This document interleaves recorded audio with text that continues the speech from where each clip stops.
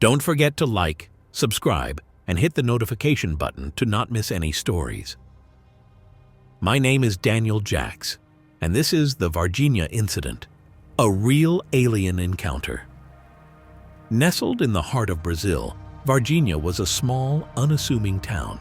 With its quaint streets, bustling markets, and warm-hearted residents, life moved at a slow, predictable pace. But on the night of January 20th, 1996, everything changed.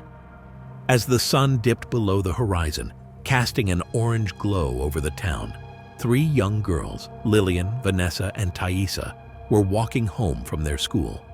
They were teenagers, full of laughter and the excitement of youth, when suddenly they encountered something that would forever alter their lives.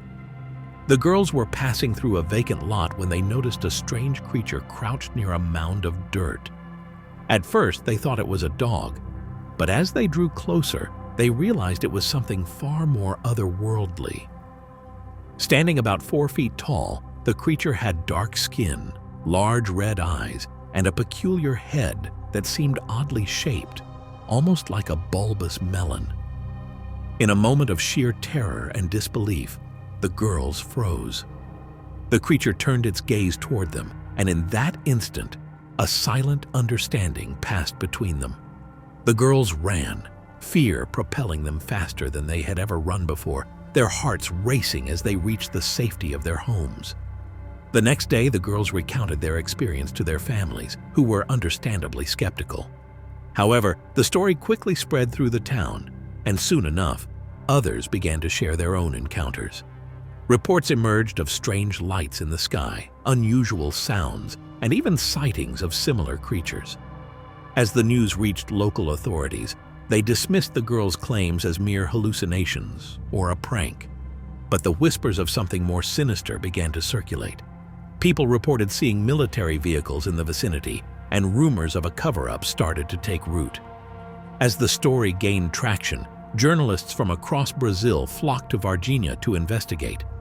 The media painted a picture of a town gripped by alien fear, and the incident was quickly dubbed Brazil's Roswell. The world was watching, and everyone wanted answers. Local officials, trying to maintain calm, held press conferences where they insisted that there was no truth to the girls' claims. However, the lack of evidence only fueled speculation. What had really happened that night? Were the girls telling the truth, or were they victims of a collective delusion?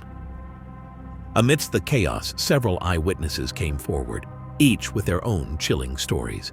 One man claimed to have seen a similar creature while driving home late at night.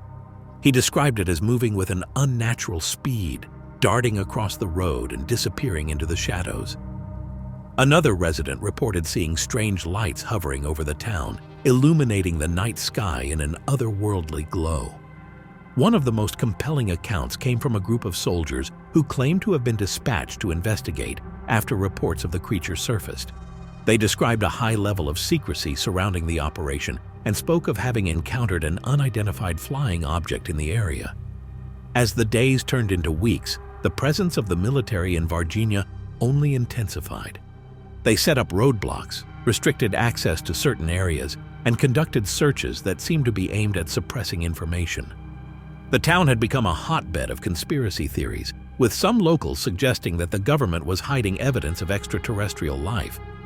The girls, meanwhile, faced bullying and harassment.